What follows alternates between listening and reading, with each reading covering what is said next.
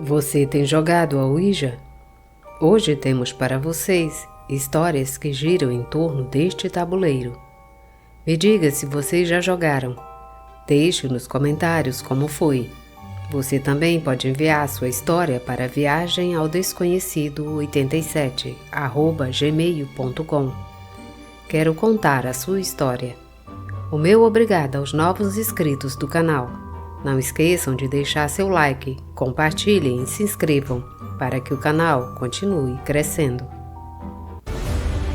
Sejam bem-vindos à Viagem ao Desconhecido. Eu sou a Clara Paula, hoje com 2 relatos sobre o tabuleiro Ouija. Vamos ao primeiro relato. Quero compartilhar com a comunidade algo que aconteceu comigo quando eu estava no ensino médio. Acho que devo dizer que tenho certeza que foi algo que foi desencadeado depois de jogar a Ouija. Perto do colégio havia um café que tinha muitas fotos de bruxas e coisas assim nas paredes, coisas desse estilo. E entre essas coisas que estavam espalhadas entre as mesas, havia um tabuleiro Ouija. Meus amigos e eu já tínhamos visto muitas vezes, mas nunca usamos jogar. Quase sempre víamos que era feito por pessoas maiores do que nós, como os universitários. Mas em uma ocasião, quando saímos da escola muito cedo, chegamos lá quando eles estavam abrindo o café. Não havia mais ninguém além de nós. E não sei, era como se o tabuleiro Ouija estivesse esperando por nós. Naquela ocasião, 3 amigos brincaram. Eu e a minha melhor amiga. Foi algo muito estranho que começou com perguntas bobas e pura diversão, mas com o passar dos minutos foi ficando cada vez mais sério. As risadas acabaram e uma das minhas amigas, que havia perdido o avô há poucos meses, teve a péssima ideia de tentar contatá-lo. Por respeito a ela e a sua privacidade, não vou dizer o que a Ouija disse. Mas foi algo que alguém se certificou de que, se não fosse o avô dela, quem quer que estivesse nos contatando tinha o poder de saber coisas que ninguém mais havia contado. Juro que naquele momento, quando estávamos mais tensos, o cachorro da senhora do café começou a latir para nós. E foi quando ouvimos que saímos daquele transe de jogo e percebemos que já havíamos passado horas ali. Então pagamos a conta e saímos. Embora nós tivéssemos planos de passarmos a tarde juntos, quase sem discutir o assunto, decidimos que era melhor que cada um de nós fosse para casa. Como se algo dissesse que tínhamos que estar em casa, ou melhor, que não tínhamos mais que ficar na rua, como se estivesse prestes a passar algo. Todas as meninas foram embora juntas e meu amigo foi comigo, porque morávamos na mesma direção. Quando ele chegou ao bairro, encontrou alguns amigos na quadra de futebol e ficou lá. Continuei para minha casa. Ainda me sentia muito nervoso, esperando que, se meu pai estivesse lá, eu não ficaria sozinho. Toda vez que eu chegava ou meu pai chegava, ele me respondia do quarto dele com um assobio. Naquele momento eu me acalmava. Mas meus amigos não estavam se divertindo muito. Meu amigo, que tinha ficado na quadra, começou a jogar e de repente falaram para ele que estava saindo sangue do seu nariz e ele nem tinha percebido. O sangramento não estava querendo parar. Somente quando ele chegou em casa foi que acalmou. As 2 meninas que saíram juntas estavam indo para a casa de uma delas, mas elas se separaram antes, quando pararam em uma pequena cantina para comprar comida para a viagem. Uma senhora as atendeu e, enquanto ela cobrava, ouviram um som de algo quebrando na cozinha. Quando a senhora foi olhar, voltou assustada e disse que um prato havia caído, mas que estava no meio da cozinha, como se tivesse sido jogado, que era impossível que tivesse caído ali. E ela e minha amiga relacionaram isso com o que tínhamos acabado de fazer jogando a Ouija. A minha terceira amiga, aquela que foi sozinha, ao chegar em casa se encontrou com a mãe dela. Muito surpresa, sua mãe lhe disse: "Olha, você já não tinha chegado há 5 minutos? Eu vi você chegar claramente. Vi você ir para o seu quarto. Ouvi você arrumar suas coisas lá dentro."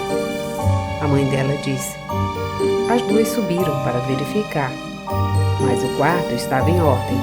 E foi aí que ela me ligou para saber como eu estava. E eu disse a ela que nada tinha acontecido comigo. Fiquei um pouco inquieto por ela. E um tempo depois saí do meu quarto para procurar algo para comer. Ouvi que meu pai estava assistindo TV em seu quarto. Comecei a fazer um sanduíche na cozinha, em frente à janela que dá para a rua. Quando eu pensei em perguntar ao meu pai se ele também queria um, naquele exato momento, quando pensei nisso, ouvi como desligaram a televisão do quarto dele. É uma televisão grande que ele se recusa a jogar fora. É muito antiga e faz um clique muito específico quando é desligada. Nesse momento, algo me fez olhar para a rua. E foi aí que me dei conta que o carro não estava estacionado em lugar nenhum. Ou será que foi roubado? Peguei meu celular e liguei para ele, querendo com todas as minhas forças ouvi-lo tocar no quarto. Mas não foi assim. Meu pai me atendeu de um lugar onde se ouvia muito barulho. Ele me disse que ia chegar tarde, que eu preparasse algo para eu comer e desligou. Meu pai e eu moramos sozinhos. Não podia ter mais ninguém lá no quarto. Eu só precisava fazer uma coisa. Assobiei. E ouvi alguém me responder do quarto do meu pai, como ele sempre faz. Eu saí correndo, pois nenhum de nós dois sabe assobiar. Então a forma como nos cumprimentamos é muito característica. Deixei tudo como estava. Fui sentar no gramado perto da quadra até que vi meu pai passar. E foi lá na quadra que me contaram o que tinha acontecido com meu amigo antes. No dia seguinte nos vimos e conversamos sobre tudo o que tinha acontecido. Mas ninguém quis aceitar que era porque jogamos a Ouija. Era mais fácil pensar que eram coincidências. Mas nunca mais voltamos àquele café. Muito menos pensamos em brincar com aquela mesa novamente em alguma outra ocasião. Fim desse relato. Ainda bem que foi somente uma experiência que felizmente não piorou. Um jogo que se transformou em uma tarde aterrorizante, em somente uma história para contar. Mas o que acontece quando uma experiência com o tabuleiro Ouija vai mais longe? Quando se torna algo que muda sua vida. Vamos passar para a próxima história. A Ouija. Você tem que ter medo do tabuleiro Ouija, do que ele provoca, mas também do que você pode dizer. Minha experiência começa em uma noite, na casa de umas amigas da minha namorada, quando todos estávamos jogando, fazendo perguntas para ver quem poderia zombar mais um do outro, ou para ver quem poderia fazer o assunto se tornar mais sério, ou quem poderia fazer a pergunta mais assustadora. Mas não, essa história não começa aí. Começa há muitos anos, quando eu era um menino e estava na 2ª série. Não entendo porquê, mas minha primária era muito estranha. Ocupava um espaço enorme e estava muito mal distribuído. Fui construído sem nenhum tipo de planejamento e até uma sala do 2º ano ficava separada, fora, na parte de trás. Regularmente isso era uma vantagem para a turma que estudava ali, porque isso significava que poderíamos ir para as quadras de futebol nos fundos mais rápido do que os outros. E não sei, mas quem estivesse naquela sala, toda a parte de trás da escola era como se fosse seu território. Além de ser muito estranho atrás das quadras, Tinha uma cerca em péssimo estado, que a gente não chegava muito perto, não deixavam. Tinha vários buracos que taparam com 3 tiras de arame farpado. Atrás dela tinha um pequeno caminho e depois a obra do que seria um colégio do ensino médio, mas que demorou anos para ser concluída. Desde que entrei até sair do ensino fundamental, a única coisa que se via lá atrás eram as paredes do que parecia ser, eventualmente, algumas das salas de aula. Avançando um pouco mais até descer uma ladeira muito íngreme, onde os carros não chegavam, terminando a ladeira, em um desfiladeiro, moravam algumas famílias, quase todas vendedores ambulantes. Era mais uma área bastante solitária da escola. O ensino fundamental da escola ficava muito longe de tudo, no topo do morro, mas era um dos únicos espaços planos em quilômetros ao redor, entre os morros e morros. Então, fazia sentido que fosse ali, da janela da sala, que podíamos ver os buracos do muro. Havia um em especial, aquele que era mais próximo de nós. Sempre víamos uma senhora olhando em algum momento do dia, toda vestida de preto. Embora fosse longe, parecia que seus olhos estavam sempre fechados. Sempre falávamos um para o outro quando ela aparecia. Tínhamos muito medo de vê-la. Claro, era alguma pessoa daquelas casinhas no final da encosta, que devia parar para descansar ao passar. Mas como éramos crianças, é claro, ficávamos apavorados. Aquele luto permanente daquela mulher, cujo rosto ficava sempre sem expressão.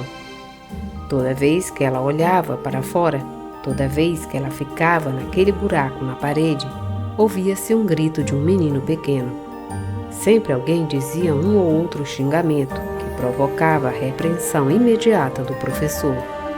Eu lembro que às vezes a gente se reunia lá atrás e íamos brincar pelos buracos, mas eles rapidamente nos repreendiam. O zelador sempre mandava a gente sair dali. Eu digo que aquela parede parecia que ia desabar a qualquer momento. Aquela senhora de preto nos dava muito medo. E faltava mais uma experiência, algo trazido por aqueles ventos de outubro. Parecia que a escola tinha ficado no meio de um tornado. Os ventos eram tão fortes que não nos deixavam ouvir a professora. Ela teve que parar as aulas e conversar com a gente sentada entre as mesas e os bancos, dizendo que não precisava que ficássemos com medo, que era só o vento e que tudo ia ficar bem. Alguém gritou que a senhora estava olhando no buraco novamente. E todos nós viramos para olhar. Por um momento foi emocionante, porque parecia um filme de terror. A senhora no fundo estava inclinada olhando para nós, e a poeira e algum outro lixo voando no meio da sala. Uma tempestade de poeira veio até nós. Ficou tão denso que ela não nos deixou mais distinguir aquele vulto negro. Não ouvíamos nada além do vento. E sem dizer nada, a vimos novamente mais perto, cada vez mais perto. A senhora havia entrado na sala de aula pela primeira vez desde que a vimos. Ela e a poeira continuaram voando. Não ouvíamos nada além do vento, e sem dizer nada, a vimos novamente, mais perto. O vento e a mulher começou a caminhar em direção à sala de aula, até a professora gritar. E isso era o fim da nossa sanidade. Se a professora estava com medo, então tínhamos muito mais motivos para ter medo da senhora de preto. Ela estava caminhando em direção a nós, atravessando aquele campo de terra. Por causa da poeira voando, perdemos ela de vista por segundos. E então apareceu novamente, e a professora saiu correndo. A última coisa que me lembro foi o zelador gritando que alguém havia invadido a escola. O vento começou a acalmar, a poeira também. E ao mesmo tempo perdemos aquela mulher de vista. De qualquer maneira, o zelador e 2 senhores que estavam fazendo alguns reparos foram procurá-la. Eles saíram e foram por aquele caminho atrás da escola. Procuraram-na também nas salas de aulas semi-construídas do colégio nos fundos, e nada. As pessoas que passavam em direção às casinhas no fundo da encosta não sabiam de nada quando a descreviam para eles. Disseram que ninguém assim morava com eles e que todos, até as crianças, sempre vão para a cidade trabalhar todos os dias. Como todas as escolas têm uma lenda, a minha também tinha. Dizia-se que esta escola primária havia sido construída no limite de um cemitério, porque era a única parte plana daquela área. E isso fazia algum sentido. Atribuíram aquela aparição a isto. As crianças comentavam, os professores também. Diziam que por isso não era possível construir completamente o muro que sempre caía de novo. Uma maldição. Parecia que o prédio da escola lá atrás nunca ia terminar, já que esta era dentro do cemitério. Bem, é isso. Mais do que tudo, era uma lenda da escola onde estudei. E naquele dia da tempestade de areia, claro que foi um dos episódios mais aterrorizantes da minha vida. Mas com o tempo esqueci. Perdi contato com todos aqueles amigos. E como tudo que não se conta de vez em quando, o episódio foi esquecido e nada mais aconteceu. Não acredito em fantasmas, apesar que desde criança eu ouço que alguém bate na porta do meu quarto à noite. De vez em quando, ou quando eu acordava, eu ouvia. Com o tempo eu esqueci. Mas quando voltei a dormir sozinho, ouvi de novo. De vez em quando alguém batia na minha porta às 2 da manhã. Mas eu não acreditava em nada.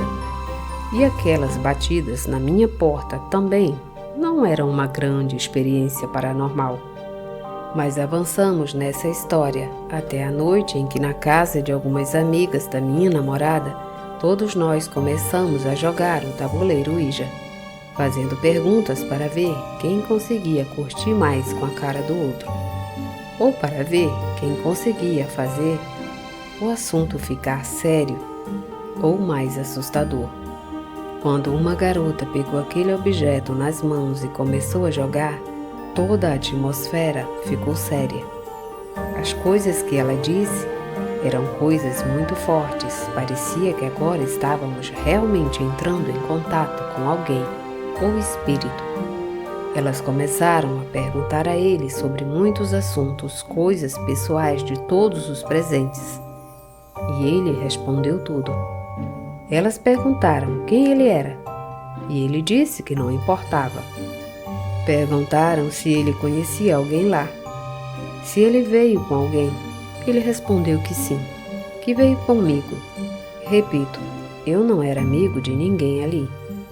Não parecia fazer sentido que elas estivessem brincando assim. Elas estavam brincando, pensei. Perguntaram como ele me conhecia. E então ele disse que me observava todos os dias do lado de fora da escola, de onde ela descansava. Que um dia, entre o vento, ela percebeu que eu estava observando também e quis vir mais perto de mim e falar comigo. Ela quis chegar mais perto para conversar, mas eu me assustei e ela desistiu. Ela disse que desde então ela está sempre comigo, que todas as noites ela bate na minha porta, se aproxima onde quer que eu esteja, para me lembrar que ela está lá atrás da porta, esperando lá fora. A garota saiu do tabuleiro. Ela ficou tão assustada que não queria mais jogar. Ela não quis mais perguntar nada. Elas me encararam e eu apenas disse a elas que não sabia a que a mesa estava se referindo, que a garota devia estar brincando. Mas a verdade, a verdadeira verdade, se posso ser completamente honesto com vocês, é que desde então eu durmo com protetores de ouvido. Tenho pavor de me levantar e nem me atrevo a apagar a luz. Fim do relato. Obrigada por ouvir o relato. Não esqueçam de deixar seu like, comentem, compartilhem e se inscrevam no canal. Obrigada e até a próxima viagem.